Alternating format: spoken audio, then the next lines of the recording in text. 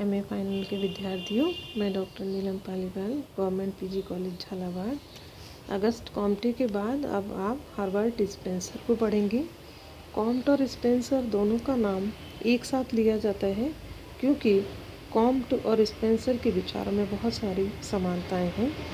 Comte की भांति Spencer ने भी वैज्ञानिक विधि और प्रत्यक्षवाद को आगे बढ़ाया था, और चूँकि उनकी पुस्तक सबसे पहली पुस्तक द प्रिंसिपल्स ऑफ सोशियोलॉजी सबसे पहली पुस्तक प्रकाशित हुई, तो आप जो क्रम याद करते हैं, the father of sociology August Comte, सबसे पहली पुस्तक का प्रकाशन हर्बर्ट स्पेंसर, और समाजशास्त्र को जो विषय वस्तु दी वो दुर्खीम। तो इस तरीके से ये तीन नाम तो एक क्रम वाइज आपको फर्स्ट ईयर से आप लोग याद करते आए हैं, तो आपको याद रखना पड़ेगा।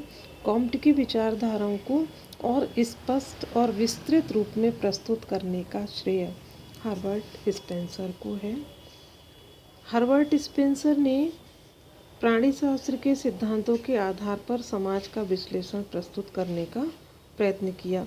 कॉम्ट ने जो रूपरेखा बनाई, स्पेंसर ने उसे आगे बढ़ाया, यानी उनकी क्रिया को आगे बढ़ाने का प्रयास किया, और इसीलिए उनकी पुस्तक समाजशास्त्र के सिद्धांत अस्तित्व में आई। हर्बर्ट स्पेंसर का जन्म इंग्लैंड के डर्बी नामक स्थान पर 27 अप्रैल 1820 को हुआ। आपकी बचपन से ही रुचि प्राणीशास्त्रीय सिद्धांतों में थी, जीव जंतुओं के साथ आमना सामना। कुछ वर्षों तक पुस्तकें, अपनी दर्शन प्रणाली और समाजशास्त्र को महत्वपूर्ण देन, इन सब के रूप में हम उन्हें याद करते हैं। तो उनका जो प्रमुख सिद्धांत है, लॉ ऑफ इवैल्यूएशन, सामाजिक उद्विकास का सिद्धांत, उद्विकास का नियम। हर्बर्ट स्पेंसर का उद्विकास का नियम एक उल्लेखनीय सिद्धांत है। उनसे पहले चार्ल्स डार्विन ने प्राणीशास्त्रीय उद्विकासवाद सिद्धांत का जन्म हो चुका था। डार्विन ने प्राणीशास्त्रीय उद्विकास, ये क्या कहता है उद्विकास का नियम? उद्विकास कहता है कि किसी भी वस्तु, जीव, मनुष्य, प्राणी, किसी भी चीज़ का उत्पत्ति नहीं होती, वरन विकास होता है धीरे धीरे करके, चरणों में गुजर कर। डार्विन कहते थे कि पहले सभी वस्तुएं सरल होती हैं, यानी जो सिद्धांत अभी आप दुर्खिम के में पढ़ेंगे, सरलता से जटिलता की ओर बढ़ेंगे, कि पहले धीरे धीरे वस्तु, प्रत्येक जीवित वस्तु कैसी होती है? सरल होती है। उसके अंग एक दूसरे के साथ खुले मुले होते हैं और उन्हें अलग नहीं किया जा सकता, पर धीरे धीरे करके उस वस्तु के अंग स्पष्ट और पृथक होते जाते हैं और उनका स्वरूप भी निश्चित होता जाता है। उन्होंने इसके उदाहरण के लिए बीज के रूप में दिया कि पहले वो सब चीज़, उसके फूल, तना, जड़ सब उसमें समाहित हैं, बीज में अलग अलग नहीं है, और फिर धीरे धीरे करके वो सब दिखाई देने लग जाते हैं और सबका अलग अलग कार्य बढ़ जाता है। तो डार्विन के उद्विकास से उन्होंने, स्पेंसर ने भी उद्विकास के नियम को लिया और मानव समाज पर लागू किया। प्राणी शास्त्रीय उद्विकास का नियम उस पर भी, समाज पर भी लागू किया। जैसे हमारे हाथ पैर नाक कान सब होते हैं और उन सब का अलग अलग कार्य है, हम किसी एक दूसरे से अलग नहीं कर सकते। तो ये जो है सारे अंग, उनमें हमेशा अंत्य संबंध और अंत्य निर्भरता रहती है, यानी कोई एक दूसरे के बिना काम नहीं कर सकता।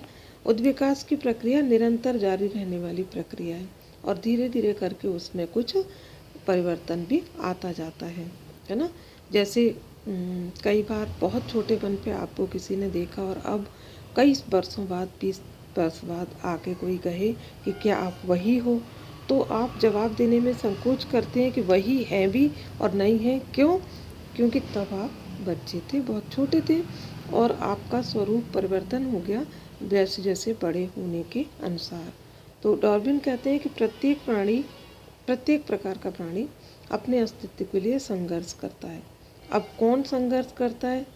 जो अयोग्य होती है वो तो अपने आप प्रकृति से आंधी तूफान बारिश सबसे वो दब जाते हैं और वो पेड़ पौधे नष्ट हो जाते हैं। तो जिसमें इन सब को झेलने की ताकत होती है वो उसका अस्तित्व इसमें संभव होता है। Only fittest man can survive, यानी जो सर्वशक्तिशाली होता है वो ही आगे बढ़ता है। तो ये डार्विन कहते थे। इसी तरीके से उन्हीं के सिद्धांत के आधार पर स्पेंसर ने अपने उद्विकासीय नियम को भी प्रतिपादित किया। उन्होंने कहा संसार में जो कुछ भी दिखाई देता है पदार्थ शक्ति वो सब भी कैसे हैं? शक्ति गतिमान है, शाश्वत भी है। शक्ति के स्वरूप में अंतर आ सकता है। पदार्थ का विनाश नहीं होता लेकिन उसका स्वरूप बदल जाता है। स्पेंसर का मानना है कि प्रत्येक पदार्थ एक अनिश्चित असंबद्ध समानता की स्थिति में है।